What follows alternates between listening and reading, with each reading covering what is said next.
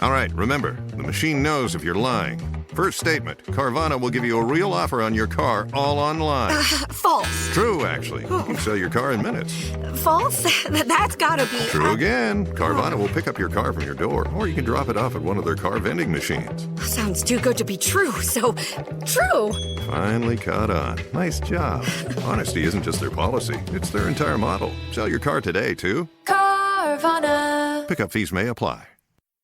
A lot of supplement brands chase trends, but if you're serious about your health, we know research-backed science is what actually moves the needle. Momentous works with the best brains in human science to create every formula, and every batch is made of pure ingredients, tested for safety, and does not contain fillers. So you get the best long-term results possible. Creatine isn't just for muscle gains, it's essential daily fuel for your brain, body, and long-term performance. Momentous CreaPure Creatine is backed by leading performance experts like Dr. Andrew Huberman and Dr. Stacy Sims. Sourced exclusively in Germany, CreaPure sets the gold standard for creatine, delivering the purest form, creatine monohydrate, that's rigorously washed and never cut with fillers. With over 2,000 5-star reviews, over 112,000 customers have seen the results firsthand. With Momentous, the fundamentals are done right. Right now, Momentous is offering our listeners up to 35% off your first subscription order with promo code ACAST. Go to livemomentous.com and use promo code ACAST for up to 35% off your first subscription order.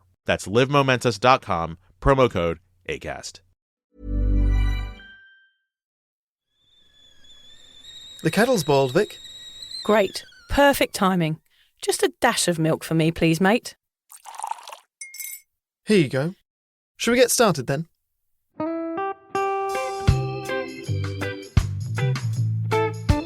Have you ever woken up on a Sunday morning and said, I'm never drinking again, and then found yourself waving $50 at a barman by happy hour? Are you wondering why everyone else can stop at 1 while you head to a dodgy after-party with a weird bloke called Disco Dave? If so, it might be time to take a deeper look at your relationship with your reliable social crutch, alcohol. On each episode, we'll investigate our own dysfunctional dealings with booze and find out if it's possible to stop this deeply ingrained habit before things get too messy. Yep, we're going to open up a shame shed of humiliating drinking stories to help you understand why waking up from a booze coma each weekend with a kebab sticking out of your top pocket might actually be negatively impacting your health. Hamish and I are here to delve into what it's like being sober, an unwanted warts and all look into why giving up those cheeky pints or putting down those mummy wines will make you feel happier, help your anxiety and mental health, and turn you into the most sparkly, authentic version of you. Won't that mean I become boring though, Vic? Well, Hamish, we'll just have to wait and see. I'm Victoria Vanstone. I'm Hamish Adams-Cairns. And this is Sober Awkward. Maybe I'm missing out a bit now I'm sober, because I feel like interacting with other humans has to be part of life. It's what energises me. Is that right, Vic? Well, I had a look into this. Humans are social animals, it's true. I wanted to find out why it's healthy for sober people to keep socialising, though. And the results are quite simple, really. Luckily for us, Haim, there are no long words or maths involved in this. Because, we're not very good at the old maths, number 52. It's really all about other people stimulating your well-being.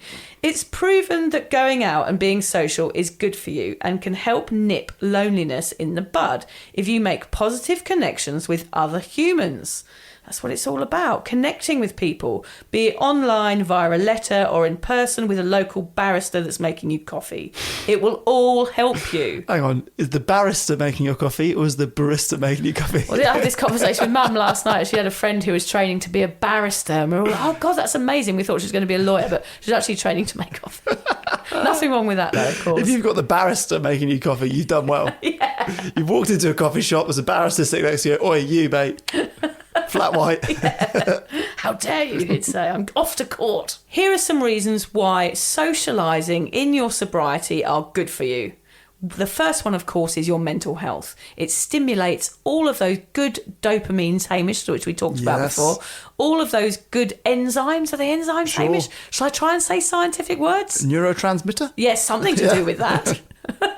It flickers, all of those things. Things. But like, things is always our word. It's always our word. The things that are going on your thingy. Yeah, the things in your up brain, there. they go wild. It also gives you a sense of purpose. I think a lot of people lose their purpose in their sobriety. They think they're the party girl, they lose their sense of identity, Sure. and then they struggle. It also helps ward off degenerative disease such as dementia and Alzheimer's. Is that right? Socialising can put it off. Yeah, it puts it off because it's stimulating your brain. I actually found out something really interesting this weekend, Hamish, that I think we can do a whole podcast on, is alcohol and dementia. I met a lady who works in palliative care, and she had someone there who had alcohol-induced dementia that was terminal. Yeah. So she was an overdrinker, and it had caused this disease, and she was going to die from it. And she was young, wasn't she? And she was really young, like in her 50s. Yeah, terrible. So I think we'll definitely do an episode about dementia and alcohol, because it seems to be something that is more common than I realised. I had no idea they were linked. No.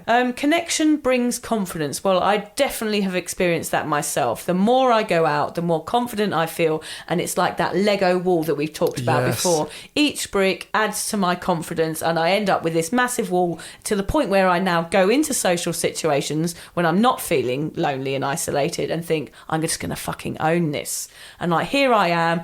I might overtalk because I'm a bit overexcited, but that confidence is something that everybody will take time to build in your sobriety. And once you get it, it is bloody brilliant. I hope that brick metaphor works for people. I think about that all the time. It's such a good one. Every time I go out sober, I feel like it's building this wall of confidence. I can do it. I've done it again. I've done it again. I've done it again.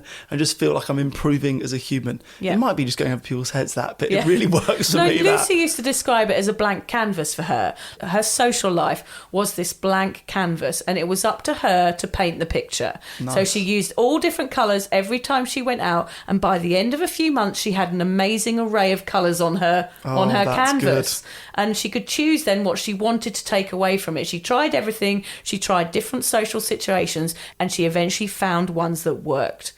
She's got a more artistic brain than me. I'm building a wall. Yeah, you're and more of a she's builder. got a beautiful artistic creation. I'm just slapping cowpats against a wall. I'm like, oh, the more cowpats I slap against the wall, the more confident I feel. Strong, healthy relationships lead to a strong, healthy life. Basically, good food, good habits, and good friends contribute to a wholesome, long life. How good is that? Yeah, that is good. Loneliness can lead to all sorts of health problems, actually. Increased blood pressure, cholesterol, and risk of developing cardiovascular disease, plus reduced brain function, which of course leads to dementia. These are all long-term side effects of loneliness. Research also indicates that loneliness takes a toll on our mental health. So what we're saying here, Hamish, is that even though staying at home might feel safe and cosy, it could lead you to feeling very lonely, and this loneliness is risky to your mental health and your sobriety. Isolation is listed as the number one reason for relapse by many individuals in early recovery. And that's exactly why I was worried about Lucy in the early days, of course, because she stayed in so much. I was like, Lucy, you need to get out there. People new to sobriety often find lots of times on their hands. When one is bored or feeling isolated, they're left with themselves. And as they say, an addict alone is in bad company. You might convince yourself in that situation that a drink is okay and it's the only answer to your solitary boredom. Hamish, what techniques do you use to eliminate loneliness? How do you boil your proverbial kettle? We keep coming back to the kettle, don't we? Yes, because I just love that saying. It's like, you've got to do it yourself. Yeah. Like, you've got to switch it on. People often say to me, oh, we need a social event happening in Brisbane, or we need one in Sydney. Like, people from Brisbane and Sydney, they want me to organise it for them. I'm saying, you've got to turn your kettle on. I can't organise everything. You've got to be in Sydney, and you've got to be the one that organises your own social events. Yeah. But people are scared to do it. They don't want to be the one sitting in a cafe on their Todd when nobody turns up, which I've done many times. Yeah, I do it all the time. Okay, well, it might seem like a simple answer, but I just keep going to things. Yeah, Even if I'm not sure if I would necessarily enjoy going to a specific event, which would be full of drinkers or booze, I try and treat it like an experiment. So I go there, I'm like, right, how am I going to handle it? Will I enjoy it? What different sides of people will I see? Okay. I see it as like a good challenge. Yes. Specifically, if you're going to one that you don't think you'll enjoy. Yep. Like, I don't really want to go. I know what it's going to be like. But then it's a good challenge. Well, can I do this sober? Because I would have just got drunk and then definitely enjoyed it. Yeah. So it's like, okay, cool. Let's take a step back and treat it as like a... Oh, the car from Carvana's here. Well, will you look at that? It's exactly what I ordered. Like, precisely. It would be crazy if there were any catches. But there aren't, right? Right. Because that's how car buying should be. With Carvana, you get the car you want. Choose delivery or pickup and a week to love it or return it. Buy your car today with Carvana. Delivery or pickup fees may apply. Limitations and exclusions may apply. See our 7-day return policy at Carvana.com. You've worked hard to build your business. Simply Safe helps you protect it. With Simply Safe for Business, AI-powered cameras watch over your entry points and instantly alert live monitoring agents. They can deter intruders before they get inside. It's protection built for growing companies. 24/7 monitoring, no contracts, and a 60-day money-back guarantee. To get 50% off your new system, go to simplysafe.com/podcast. That's simplysafe.com/podcast for 50% off. There's no safe like Simply Safe. challenge. So you can sit at home, like watching TV all day, or you can sit there and go, right, I'm going to set myself a challenge or a series of challenges that I'm going to do in my sobriety. The first one being is getting it bloody hell out of this house, getting off the couch and doing something that puts me out of my comfort zone and using it as an experiment for the next time you do it, which is exactly what you said there. Good and one, I think Hamish. the more that you do that, the better you get at leaving a party at a time that suits you. Yep. And if you've perfected the skill of leaving a party when you want, there's very little frightening about going to a party. Yeah. Like you can just leave. Just leave. Yeah. Yeah. Having a child is a good excuse for that, by the Yeah. way. Even if you don't have a child, just say you have a child. He lied yesterday, didn't you? Yeah, it was very well. Yeah. Slept very well last night. That rash was just me with a red pen dotting him. Apparently Sonny had a rash, but yeah, Hamish had the red marker out It's just on him. Liz doesn't like you, so she didn't want to come. Fair enough. At least I know the truth now. Outside of drinking, I think that the shift of having a far less busy social life with a new family is one that just needs to be accepted. You know, I think it's easy for me to look at my life and go, well, I don't go out very much. You know, I'm pretty quiet. I don't do a lot of social things anymore. How dull. But actually, I'm just at a different stage of life now. And I'm quite happy being at home with Liz and Sonny and just hanging out as the three of us. And it's just got to accept the fact that this is a different chapter of my journey. Yeah, and I also think that life is about chapters. Like I had my kid chapter, I had my drinking chapter, now I've got my family chapter, and eventually I'll have my retirement chapter. And I think like splicing your life up like that and going like, this is okay for now. I don't have to be that person that I was all the time. I can change and evolve, and now I'm going to do this, and in the future I might do this. I think it changes. I think life changes, and if we're more accepting of those changes, it's going to be easier to evolve. Just got to find the right partner. I remember when I met Liz, I remember thinking, this is the most entertaining human I've ever met. Yeah. So even funny. if we didn't get married, I would have been best mates with her and hang out all the time. Yeah. So it's even doing crap things with her is good fun. Yeah, So that's quite lucky. lovely, Hamish. You're very sweet. I'm lucky. You are very lucky. So it's important. Whereas I'm really cursed with my husband, Yeah, aren't you've I? got a dull one. So dull. Actually, I always say to people go, oh, isn't John lovely? You're so lucky. I say, oh, he's a bit boring sometimes. But I think sometimes people will like, let's talk about this for a second, Hamish. In relationships, I think sometimes people want everything, don't they? Right. They want the full package. They want good looks. They have a big long list of all the things that they want to tick off. Yeah. And I think sometimes it's not about those things. Like John, he doesn't laugh at my jokes, for example. Okay. He doesn't think I'm funny. Like sometimes I'm crying with laughter at an Instagram video of a dog, and I show it to him, and he doesn't get it. Yeah. He just doesn't understand it. I'm laughing at things on TV. I'm like, John, look at this. This is hilarious.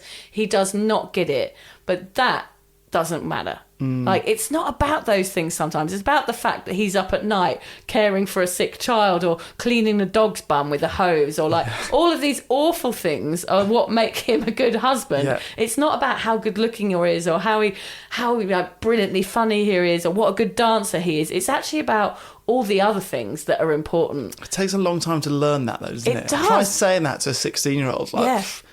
my boyfriend's a bit dull, my girlfriend's a bit dull, but wow, are they hot, and that's enough. Or you wow, know? is he going to be a good dad? Yeah. It's never, would they clean a dog's bum at 3 a.m? No. But actually, they're the important things, like doing the nit combing or like taking the bins out or doing the washing up. They're the things that matter. It's not that he doesn't laugh at a dog meme on Instagram. Are they going to do the crap I don't want to do? Yeah. That's basically what I'm hearing you say. Yeah. I'm not lonely because I have a boring husband. That's what we're talking about here. And that's the important lesson for all of you to take home. Yeah. It's so important to surround yourself with good types of people. It doesn't matter if they're still drinkers or not, as long as drinking isn't the only thing that they do and that fuels their fun. Yeah. And also, it doesn't have to be fun all the time, does it? No. Yeah. Simplifying things in sobriety and not thinking about, I've got to have fun all the time. You can actually just relax and be content and accept more simple things. That's a good point. Yeah. Yeah, I think it's important in sobriety to create your own new social world. I know that seems hard and overwhelming at the beginning, but it's actually essential. You've got to turn that kettle on and you've got to get out there and you've got to decide what you enjoy. Whether it's online or in person, I mean, don't go online and make yourself a fake catfish account and pretend to be someone else. I'm not talking about that sort of online. Or an OnlyFans account. Have you got one of those yet, Hamish? No. Oh, that's a shame. I would have logged off. I would have paid. I would have been your first customer. Liz just bought us some fans, and I think the website she got them from was called like Fans Only or like Fans World. I was like, have you accidentally set up an OnlyFans and I'm getting the bill for it? Yeah, it's nothing to do with air conditioning. No. Just in case she suddenly starts making a lot of money. I think sometimes in sobriety it's easy just to focus on yourself and like, how am I feeling about this and what am I going to do and how am I dealing with my sobriety? Whereas in fact, going out and meeting people and spending time with people might take the focus out of yourself. I remember that's something I had with my panic attacks when I was younger, was that I was so inside my own brain, and actually getting out there and being amongst people made me focus more on them, which took the anxiety out of me. And I think the same can be said with drinking. Is actually just stimulating yourself with other people's stories instead of thinking of your own is a good way to get out of yourself a little bit. Yeah. I used to make a diary of all of my interactions. I know this sounds weird, but in early sobriety, it was a really good log of the progress I was making. So you write the date and write, went to the pub with mates, and this is how I felt? Yes. Oh, good. Yeah, and actually that ended up being my book, which is like it was a log of all of these events and how I got over them and what I did to help myself in those social situations to make sure that I went out and didn't get lonely. It was important. So would you have a certain amount of days that you allowed yourself to stay in before you went out? Or Yeah, you like, absolutely. I'm not going out for 5 days, I need to go? No, I'd absolutely make sure I went out once a week so that I could log each time and go, right, I've done it once, I can do it again. I also had to be okay with staying at home, because you do stay at home a lot in sobriety, and actually just owning that and saying, right, I like staying in and that's okay, as long as you don't do it too often. Yeah. Well, you say you do stay home a lot in your sobriety. You don't have to. No. But, you can still be as sociable. You just got to be comfortable around drinkers if you're going to be. Yeah, and also you don't go to as many pubs at night. Like a lot of people are out a lot because they go to the pub in the evening, or the hotel as they call them here in Australia, whereas you don't do that a lot. So it's again about finding different experiences to do in the evenings, swapping those negative patterns for something more fulfilling. If you're questioning your relationship with booze, you're struggling to moderate, or your hangovers are causing anxiety, it might be time to reach out for some support. Yeah, just talk to a mate about how you're feeling, contact a local doctor, find an AA or sobriety group. Vic's got one. Yeah, just head to www.cuppa.community. Remember, if you're questioning yourself, it might be time to seek support. Even though this journey can be awkward, it is definitely worth it. And if you've enjoyed the Sober Awkward podcast, don't forget to review it, rate it, and share it with your mates. Do they have to share it with their mates? Yeah, of course they do. I'm not doing this for nothing, Hamish. Bloody hell. How do they share it? I don't know, just write it on the...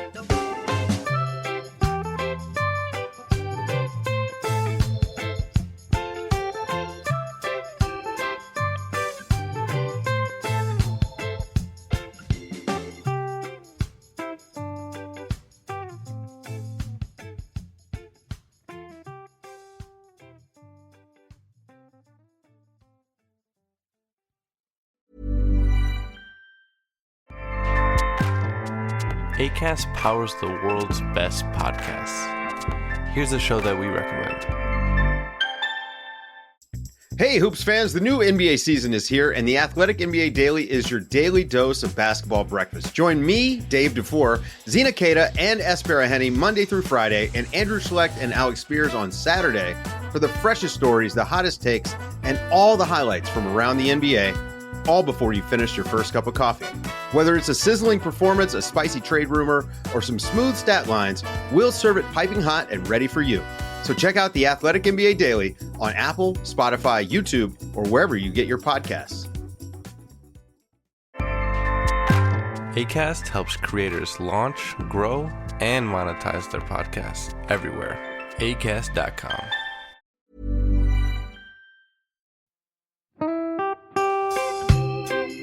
So, as you probably know, my comedy memoir, 1,000 Wasted Sundays, is officially out. All my magnificent fuck-uppery in one awkward hit.